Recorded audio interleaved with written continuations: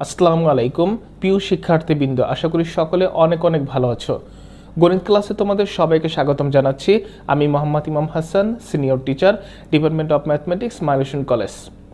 আজ আমরা আলোচনা করব অষ্টম অধ্যায় বৃত্ত। আজ আমাদের বৃত্তের তৃতীয় ক্লাস।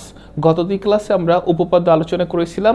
আজ আমরা সৃজনশীল প্রশ্ন সমাধান করব। তোমরা সকলেই জানো এসএসসি পরীক্ষায় জ্যামিতি অংশ থেকে মোট 3টি সৃজনশীল প্রশ্ন আসে এবং 2টি প্রশ্নের উত্তর করতে হয়। এই জ্যামিতি অংশে বৃত্ত অত্যন্ত গুরুত্বপূর্ণ একটি অধ্যায়। তাহলে আশা করব সকলে মনোযোগ দিয়ে ক্লাসটি করবে। তাহলে চলো আজকে আমরা ক্লাস শুরু করি।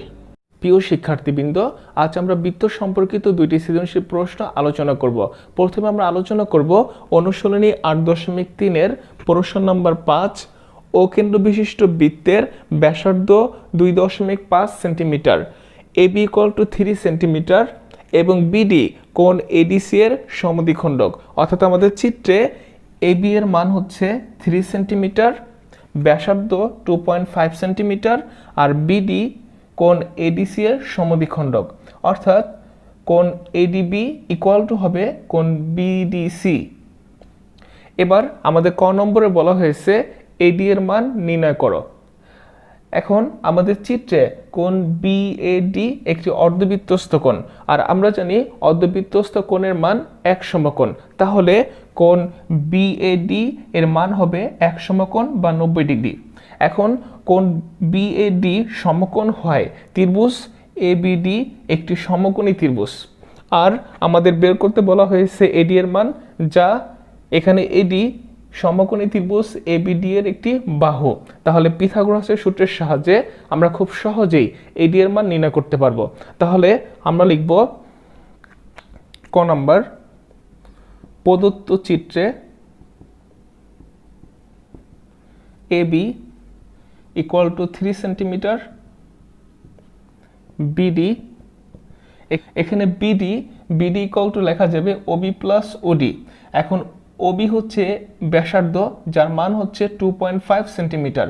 তাহলে আমরা লিখতে পারবো 2.5 + 2.5 সেন্টিমিটার = 5 সেন্টিমিটার। এখন সমকোণী ত্রিভুজ এবিডি এ পিথাগোরাসের সূত্র হতে পাই। পিথাগোরাসের সূত্র হতে পাই আমরা লিখতে পারবো AD square plus AB square = অতিভুজ বিডি স্কোয়ার। এখন এডির মান বের করতে বলা হয়েছে, তাহলে আমরা লিখব AD square = BD square minus AB square, বা AD = √BD square minus AB square. তাহলে এখানে বিডির মান হচ্ছে 5 সেন্টিমিটার। তাহলে 5 স্কোয়ার মাইনাস এবি, এখানে এবির মান হচ্ছে 3 সেন্টিমিটার। তাহলে 3 স্কোয়ার সেন্টিমিটার। এখন 5 স্কোয়ার = 25, 3 স্কোয়ার = 9। তাহলে 25 - 9 = 16, √16 = 4 সেন্টিমিটার, যা আমাদের এডি এর মান, আনসার। এবার আমরা খ নম্বর প্রশ্ন সমাধান করব।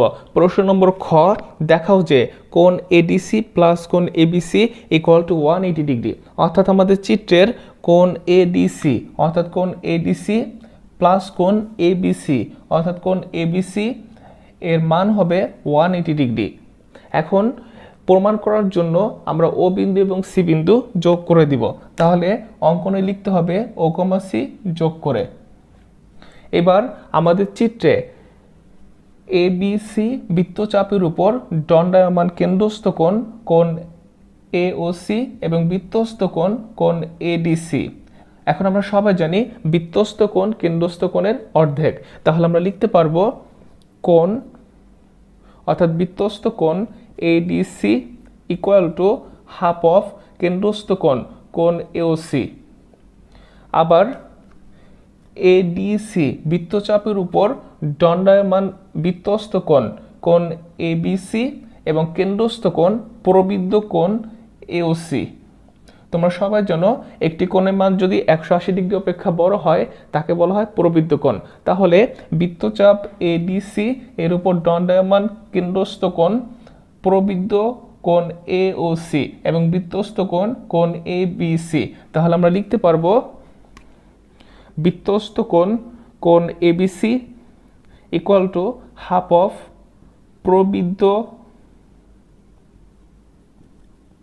প্রবৃদ্ধ কোণ এওসি। এবার আমরা সমীকরণ দুইটিকে যোগ করে দিব, যোগ করে পাবো সুতরাং কোণ এডিসি প্লাস কোণ ABC equal to half of, আমরা হাফ কমন নিলে পাবো কোণ এওসি প্লাস প্রবৃদ্ধ কোণ এওসি। কিন্তু চিত্রে কোণ এওসি অর্থাৎ কোণ এওসি প্লাস প্রবৃদ্ধ কোণ এওসি এর সমষ্টি হচ্ছে 4 সমকোণ বা 360 ডিগ্রি। তাহলে আমরা লিখতে পারবো ইকুয়াল টু হাফ অফ কোণ এওসি প্লাস প্রবৃদ্ধ কোণ এওসি এর মান হচ্ছে 360 ডিগ্রি, 4 সমকোণ অর্থাৎ 360 ডিগ্রি। এবার 2 দিয়ে ভাগ করে পাবো 180 ডিগ্রি ইকুয়াল টু 180 ডিগ্রি। তাহলে আমরা প্রমাণ করলাম যে কোণ এডিসি প্লাস কোণ এবিসি ইকুয়াল টু 180 ডিগ্রি, প্রমাণিত। এবার আমরা গ নম্বর প্রশ্ন সমাধান করব। প্রশ্ন নম্বর গ, প্রমাণ করো যে এবি ইকুয়াল টু বিসি, অর্থাৎ এবি ইকুয়াল টু বিসি আমাদের প্রমাণ করতে হবে। এখানে অকেন্দ্র বিশিষ্ট বৃত্তের এবিসিডি একটি বৃত্তস্থ চতুর্ভুজ এবং বিডি কোণ এডিসি এর সমদ্বিখণ্ডক, অর্থাৎ বিডি কোণ এডিসি এর একটি সমদ্বিখণ্ডক। তাহলে আমরা বলতে পারবো কোণ এডিবি ইকুয়াল টু কোণ বিডিসি। তাহলে আমরা প্রমাণ লিখব, প্রমাণ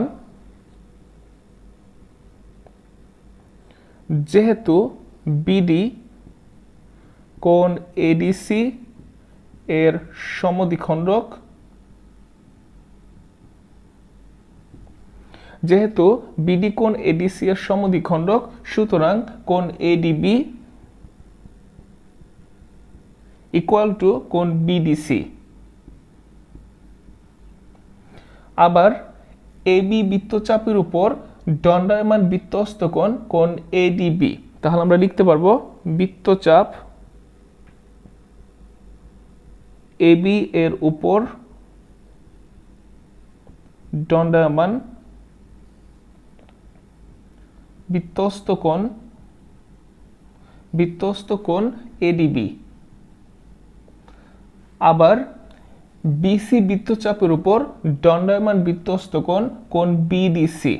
তাহলে বৃত্তচাপ বিসি এর উপর দণ্ডায়মান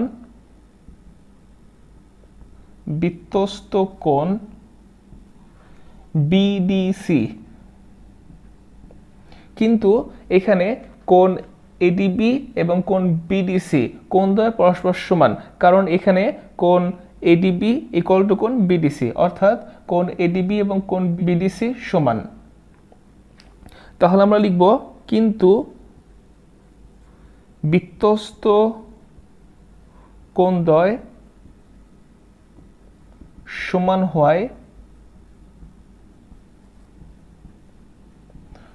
হওয়ায় চাপ এবি অর্থাৎ বৃত্তচাপ এবি ইকুয়াল টু বৃত্তচাপ বিসি। কারণ আমরা জানি দুইটি বৃত্তস্থ কোণ পরস্পর সমান হলে তাদের বৃত্তচাপদ্বয় পরস্পর সমান হবে। তাহলে বৃত্তচাপ এবি ইকুয়াল টু বৃত্তচাপ বিসি। এবার আমরা লিখতে পারবো সুতরাং এবি ইকুয়াল টু বিসি, কারণ আমরা জানি দুইটি বৃত্তচাপ সমান হলে তাদের উপর জ্যাদ্বয় পরস্পর সমান হবে। যেহেতু এখানে বৃত্তচাপ এবির উপর জ্যা এবি এবং বৃত্তচাপ বিসি এর উপর অঙ্কিত জ্যা বিসি, তাহলে সমান সমান বৃত্তচাপের উপর অঙ্কিত জ্যাদ্বয় পরস্পর সমান, প্রমাণিত।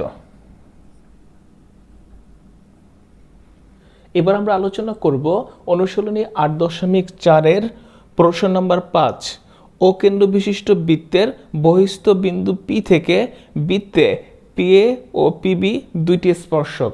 প্রশ্ন নাম্বার ক, উদ্দীপকের আলোকে চিত্র আঁকো। আমাদের প্রশ্নে বলা আছে অকেন্দ্র বিশিষ্ট বৃত্তে, এই জন্য অকেন্দ্র বিশিষ্ট একটি বৃত্ত অঙ্কন করা হয়েছে। এরপর বলা আছে বহিস্থ বিন্দু পি, এখানে পি বিন্দু হচ্ছে একটি বহিস্থ বিন্দু, তাহলে বহিস্থ বিন্দু পি থেকে বৃত্তে পিএ ও পিবি দুটি স্পর্শক, এই জন্য এখানে পিএ এবং পিবি দুটি স্পর্শক অঙ্কন করা হয়েছে, যা আমাদের উদ্দীপকের আলোকে নির্ণীয় চিত্র। এবার আমরা খ নম্বর প্রশ্ন সমাধান করব। প্রশ্ন নম্বর খ, প্রমাণ করো যে পিএ ইকুয়াল টু পিবি, অর্থাৎ পিএ এবং পিবির সমান আমাদের প্রমাণ করতে হবে। তাহলে বিশেষ নির্বাচন, মনে করি অকেন্দ্র বিশিষ্ট বৃত্তে বহিস্থ বিন্দু পি থেকে বৃত্তে পিএ ও পিবি দুটি স্পর্শক।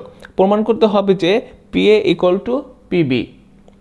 এবার প্রমাণ করার জন্য আমাদের অঙ্কন করতে হবে। অঙ্কন,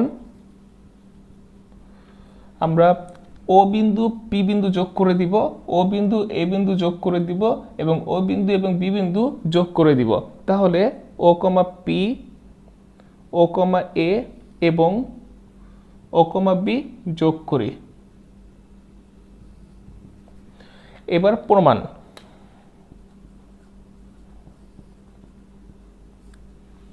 এখানে পিএ একটি স্পর্শক এবং ও এ স্পর্শ বিন্দুগামী ব্যাসার্ধ। তাহলে আমরা লিখব যে পিএ একটি স্পর্শক এবং ও এ স্পর্শ বিন্দুগামী ব্যাসার্ধ। তাহলে স্পর্শক পিএ, অর্থাৎ স্পর্শক পিএ লম্ব ব্যাসার্ধ ওএ, কারণ আমরা জানি স্পর্শ বিন্দুগামী ব্যাসার্ধের উপর লম্ব। এখন যেহেতু পিএ লম্ব ওএ, তাহলে কোণ ও এ পি এর মান হবে এক সমকোণ। একইভাবে কোণ ও বিপি এর মান হবে এক সমকোণ।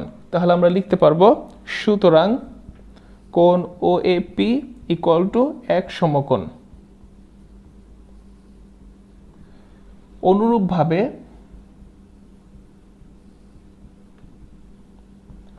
কোণ ও বিপি ইকুয়াল টু এক সমকোণ।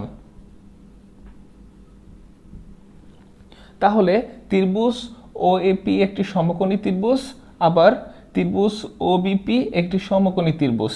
তাহলে আমরা লিখতে পারবো সুতরাং ত্রিভুজ ও এপি ও ত্রিভুজ ও বিপি উভয়ই সমকোণী ত্রিভুজ। এবার প্রমাণ করার জন্য আমরা ত্রিভুজদ্বয়কে সর্বসম দেখানোর চেষ্টা করব। তাহলে আমরা লিখতে পারবো ত্রিভুজ ওএপি ও ত্রিভুজ ওবিপি এর মধ্যে, অর্থাৎ সমকোণী ত্রিভুজদ্বয়ের মধ্যে অতিভুজ, এখানে ওএপি ত্রিভুজের অতিভুজ ওপি ইকুয়াল টু ওবিপি ত্রিভুজের অতিভুজ ওপি, যেহেতু সাধারণ বাহু।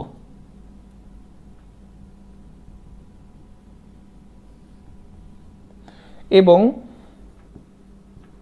ও এ ইকুয়াল টু ওবি, যেহেতু ও এ এবং ওবি উভয়ই একই বৃত্তের ব্যাসার্ধ, যেহেতু উভয়ই একই বৃত্তের ব্যাসার্ধ।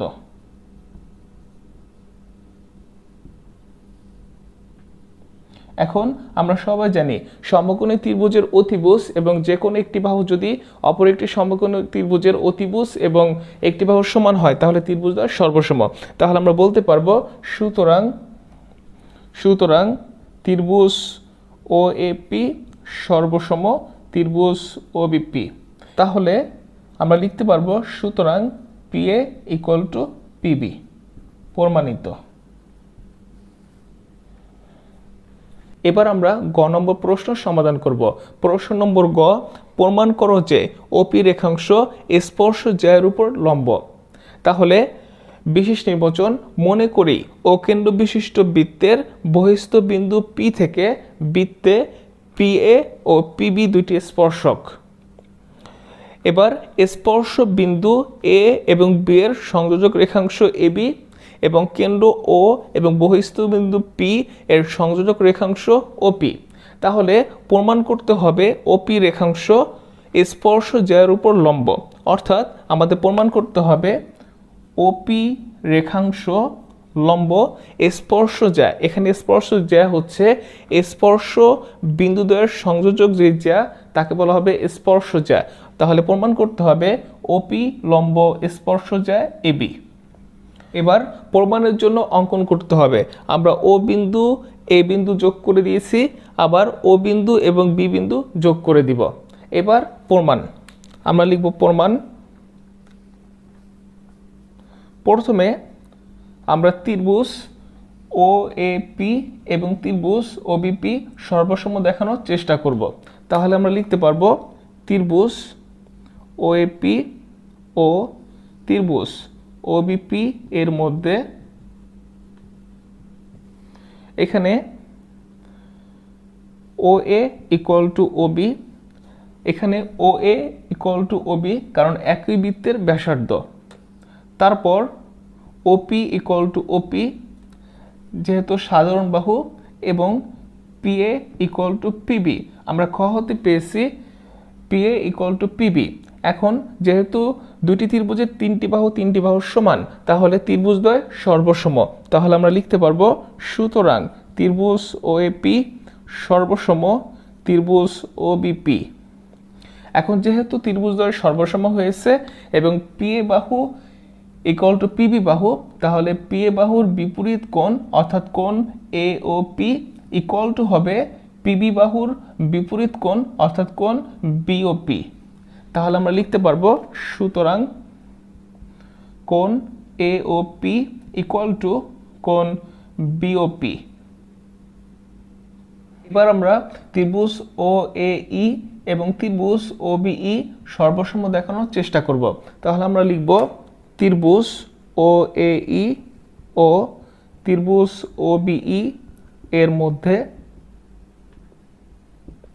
ত্রিভুজের মধ্যে ও এ ইকুয়াল টু ও বি কারণ একই বৃত্তের ব্যাসার্ধ। তাহলে ও এ ইকুয়াল টু ও বি, তারপর ও ই ইকুয়াল টু ও ই সাধারণ বাহু, এবং এখানে কোণ এ ও পি, কোণ এ ও পি যাকে লিখা যাবে কোণ এ ও ই। আবার কোণ বিওপি, কোণ বিওপি যাকে আমরা লিখতে পারবো কোণ বিওই। তাহলে অন্তর্ভুক্ত কোণ এ ও ই ইকুয়াল টু অন্তর্ভুক্ত কোণ বিওই। তাহলে ত্রিভুজদ্বয় সর্বসম, সুতরাং ত্রিভুজ ও এ ই সর্বসম ত্রিভুজ ও বিই। এখন যেহেতু ত্রিভুজদ্বয় সর্বসম, তাহলে আমরা বলতে পারবো এ ই বাহু ইকুয়াল টু বিই বাহু, সুতরাং এ ই ইকুয়াল টু বিই। এবং কোণ ও ই এ ইকুয়াল টু কোণ ও ই বি, অর্থাৎ কোণ ও ই এ ইকুয়াল টু কোণ ও ই বি। কিন্তু কোণদ্বয় অর্থাৎ কোণ ও ই এ এবং কোণ ও ই বি সরলরৈখিক যুগল কোণ এবং প্রত্যেকের মান সমান, তাহলে প্রত্যেকের মান হবে 90 ডিগ্রি। যেহেতু সরলরৈখিক যুগল কোণ তাহলে প্রত্যেকের মান হবে 90 ডিগ্রি, আর যেহেতু 90 ডিগ্রি তাহলে ও ই লম্ব হবে এ বি। তাহলে আমরা বলতে পারবো সুতরাং ও ই লম্ব এ বি। এখন ও ই এবং ওপি একই রেখা, তাহলে আমরা বলতে পারবো সুতরাং ওপি লম্ব এ বি। প্রমাণিত। আশা করি আজকের ক্লাসটি সবাই বুঝতে পেরেছো। যদি কোনো প্রশ্ন থাকে সাবজেক্ট টিচারকে জানাও। তোমাদের হোমওয়ার্ক থাকবে অনুশীলনী 8.3 5 নম্বর এবং অনুশীলনী 8.4 5 নম্বর। সকলে ভালো থাকবে এবং নিরাপদে থাকবে। আল্লাহ হাফেজ।